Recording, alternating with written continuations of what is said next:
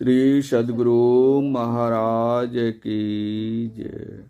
प्रातः स्मरणे अनंत श्री विभूषित परमाराध्य संत सद्गुरु महर्षि में परमहंस जी महाराज के आशीर्वचन।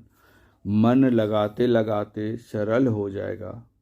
प्यारे लोगों, ईश्वर का ज्ञान बहुत गहन है, समझने में गहन, विचार में गहन, प्राप्ति कैसे हो यह गहन से भी गहन है।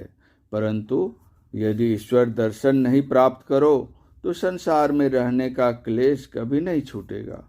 देश की सुरक्षा के वास्ते यदि अपने शरीर तक की भी परवाह छोड़कर देश की सुरक्षा में बाधा पहुंचाने वाले का सामना नहीं करते तो देश पराधीन रहकर दुख भोगता रहता। इसलिए देश की सुरक्षा करने वाले अपनी देह की परवाह छोड़कर लड़ते हैं। इसी तरह ईश्वर दर्शन करने में जितनी कठिनाइयां हैं उनको नहीं झेलो तो संसार में आने का दुख नहीं छूटेगा। उसके बाद का जितना जीवन होगा उसमें दुखी रहोगे।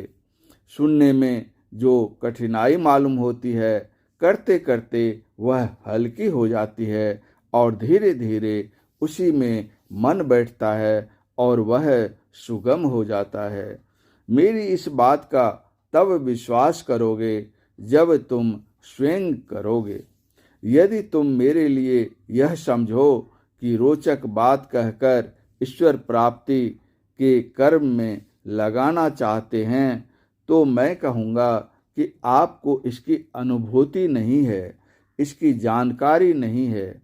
मैं क्या कहूँ, यदि आप मुझको इसमें कुछ भी सच्चा मानो, मेरी उम्र को समझो, तो मैंने इतनी उम्र तक क्या किया? या तो विद्या लाभ किया या यही काम ईश्वर भक्ति करता रहा।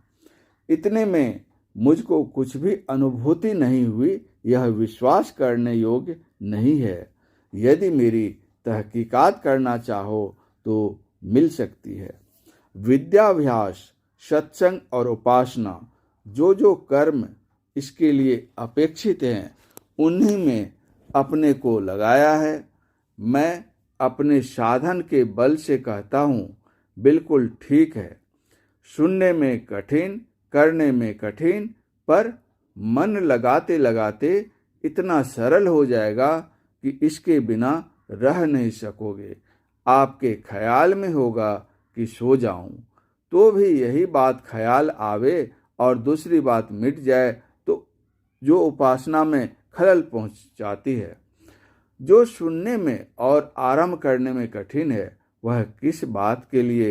ईश्वर भक्ति के लिए। श्री सद्गुरु महाराज की जय।